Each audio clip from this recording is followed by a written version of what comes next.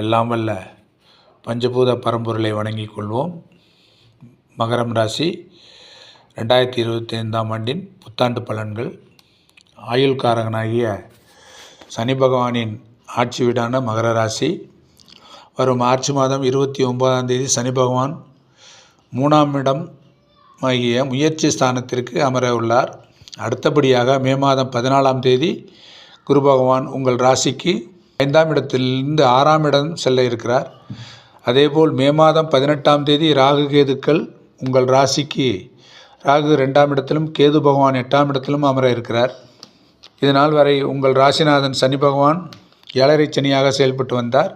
பல பிரச்சனைகள், அவமானம், அசிங்கம், பொருள் நஷ்டம், திருட்டு ஆகியவற்றை ஏற்படுத்தினார். களவு ஆகியவற்றை ஏற்படுத்தினார். 7.5 சனியின் பிடியிலிருந்து தற்போது தான் விலகியிருக்கிறீர்கள். சந்தோஷப்பட்டுக் கொள்ளுங்கள். 3ஆம் இடமான முயற்சி ஸ்தானத்திற்கு வருவது, தற்போது 3ஆம் இடமான முயற்சி ஸ்தானத்திற்கு சனி பகவான் வருவது உங்களுக்கு ஒரு நல்ல அமைப்பு தான். தொட்டதெல்லாம் துவங்கும். வேலைக்காக அலைந்து திரிய வேண்டும். நல்ல காரியங்கள் அனைத்தும் விரைவில் நடக்கும்.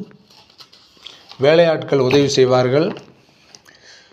புதிய தொழில்கள் தொடங்கலாம். நல்ல சிறப்பான நிலை ஏற்படும்.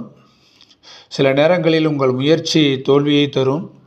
சிந்தனை, அபிலாஷை, சந்தோஷம், மகிழ்ச்சி இவற்றை கொடுக்கும் வகையில் சனி பகவானின் 3ஆவது பார்வை 5ஆம் இடத்தில் விழுகிறது. அந்த இடத்தின் பார்வையில் சனி பகவானின் பார்வை விழுவதனால் அபிலாஷைகள், சந்தோஷம், மகிழ்ச்சி கெடும்.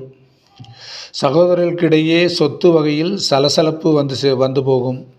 உங்கள் ராசிக்கு வாக்குஸ்தானமான 2ஆம் வீட்டில் சனி பகவான் இருப்பது தேவையில்லாமல் குடும்பத்தாருடன் பேசி சண்டை சச்சரவு பிரிவுகளை ஏற்படுத்துவார்.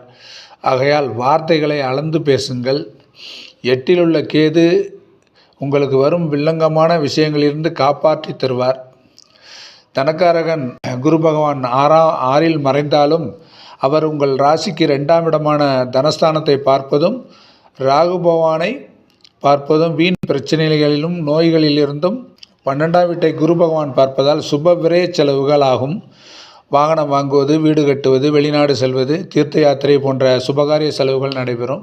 மாணவர்களின் படிப்பில் அக்கறை செலுத்த வேண்டும். திருமண வயதோடு இருக்கும் பெண்களுக்கு திருமண வாய்ப்பு ஏற்படும். குழந்தை பேரும் அமையும்.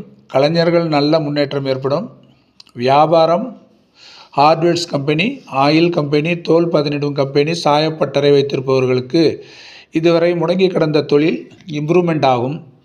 அரசு வேலை பார்ப்பவர்களுக்கு நல்லதே நடக்கும். சென்ற வருடங்களை விட இவ்வருடத்தில் மகர முன்னேற்றம். நன்றி. எல்லாம் வல்ல பஞ்சபூத பரம்பொருளின் ஆசியை பெற்று அனைவரும் பல்லாண்டு வாழ வாழ்த்துகிறேன். நமசிவாய.